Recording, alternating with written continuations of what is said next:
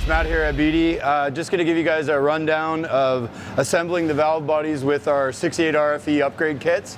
I'm going to show you some of the problems you could run into, some of the different configurations in these things.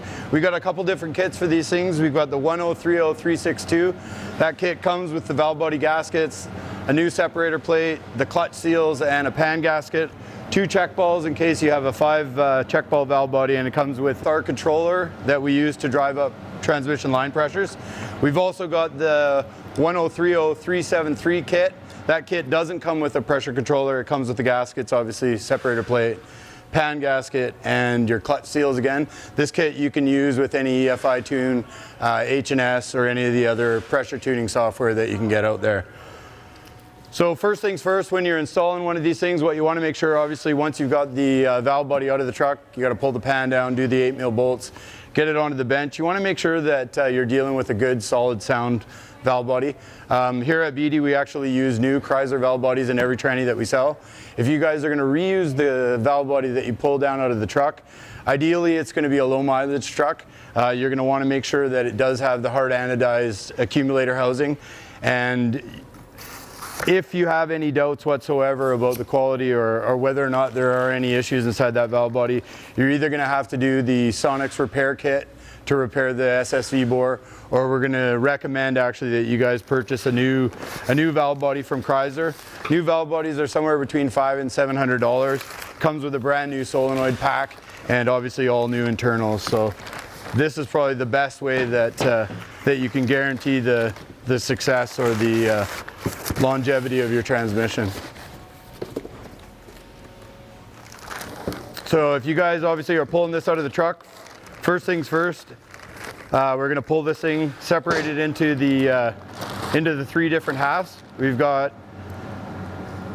the transfer plate on the bottom here. We've got a separator plate that separates the 2 halves, and then we've got the hard anodized addition, and this is the portion that we have some issues with. This is the accumulator housing. So we'll go ahead, we'll pull this thing apart. This is where it's kind of tedious. We got about 50 cap screws to pull out of here. So we'll get this thing apart. You want to make sure that you have the solenoid down against the table so that when you get the half separated, you don't lose any of the check balls and they don't go bouncing across the shop.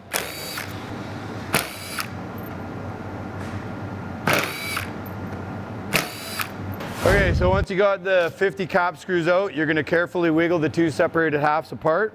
You're going to want to make sure that you're careful here. If you end up bumping it here, you're going to send the check balls out of the accumulator housing and they're going to go missing. So at this point, if you guys are using the valve body that you pulled out of the truck, what you're going to want to do is pull this little black clip out. You're going to pop these little plugs out and you're going to check this bore for any signs of wear or actual piling. You can see a little ridge that forms inside these things when they're heavily worn. So once you get your half separated, what we're going to do is we're going to actually drill a vent into this little circuit right here. So we'll start by center punching the hole just to make sure that the hole doesn't wander off. Center punch that. We'll take a 1/8 drill bit and we're going to actually drill right through the valve body to create a vent. Okay, once you got this hole drilled, you're going to want to have this part, before you do this, obviously clean and dry so that you can blow any of these chips that are sitting in here out. I don't have air right there, so.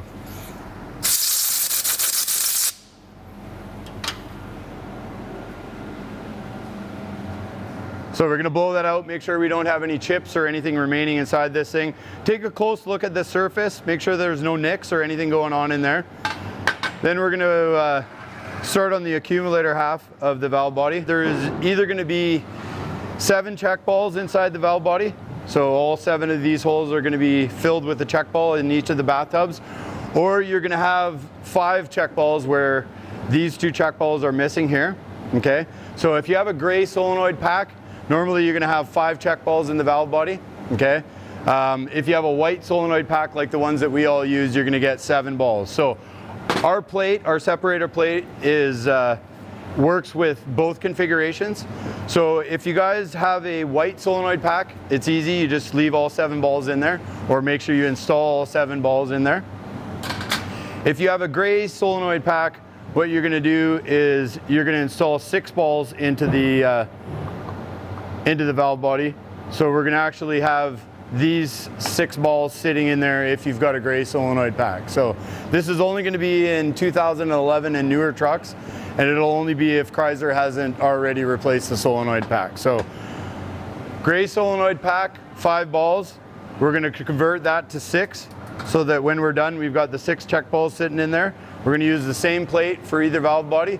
If we've got a white solenoid pack, we want to make sure that we've got all 7 balls in there.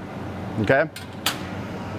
Once we got the right configuration as far as check balls go inside it for the solenoid pack, what we're going to do is we're going to lay the gaskets on. Okay, so we're going to put the gaskets on the dowels, lay those on, make sure that we still see all 7 of our check balls sitting in their little bathtubs.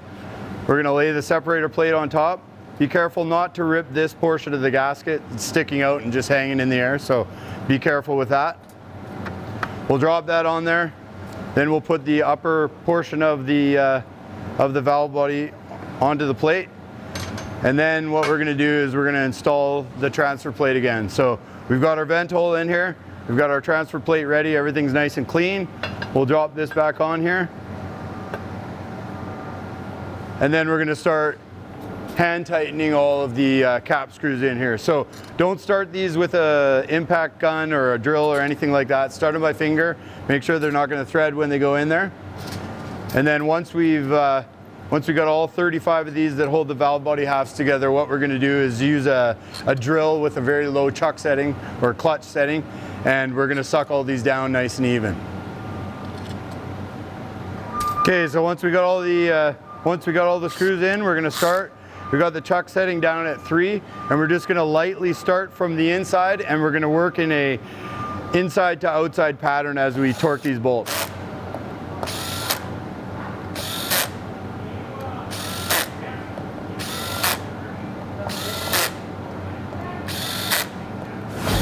All right, once you got the valve body half slightly sucked down together, what we're going to do is we're going to put the solenoid pack on.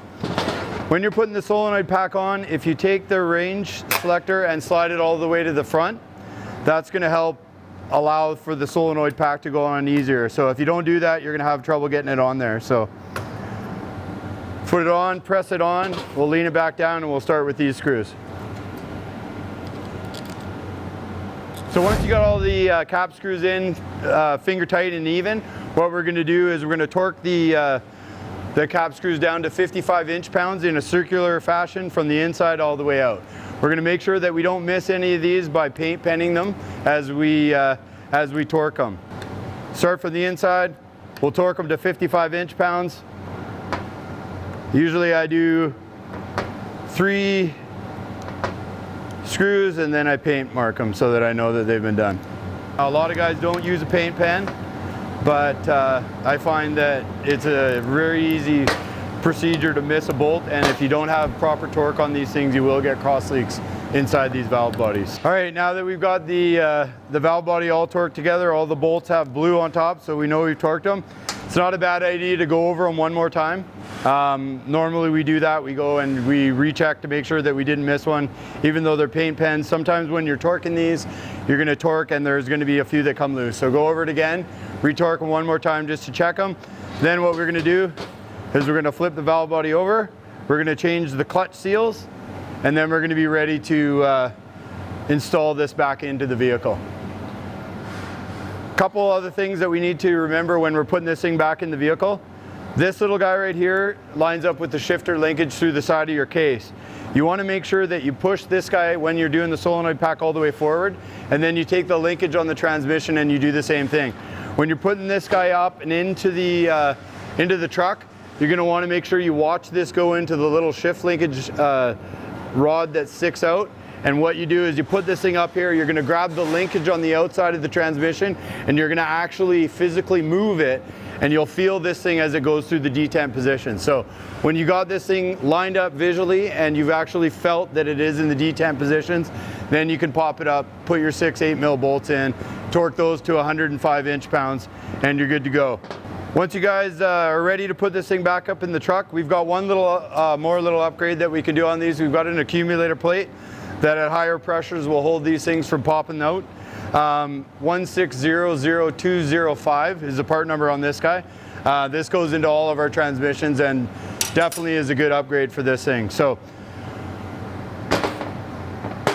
couple key points here to remember. If you got a gray connector, you're going to want to make sure that you started with 5 balls and you're going to put 6 in there. Make sure you consult those instructions so you know where those balls go. If you put them in the wrong location, you're going to have an issue right away. Torque sequence obviously on these things is crucial for the gaskets and also for the fact that you can get cross leaks inside these things. So stick to a good torque sequence. I highly recommend paint penning the cap screws so that you know that they are definitely torqued. And then once you get this back in there, you can use, like I said, our pressure controller to drive up your line pressures to hold these things together, or you can use H&S, EFI tunes, any of the other pressure control devices that you can use in your 68.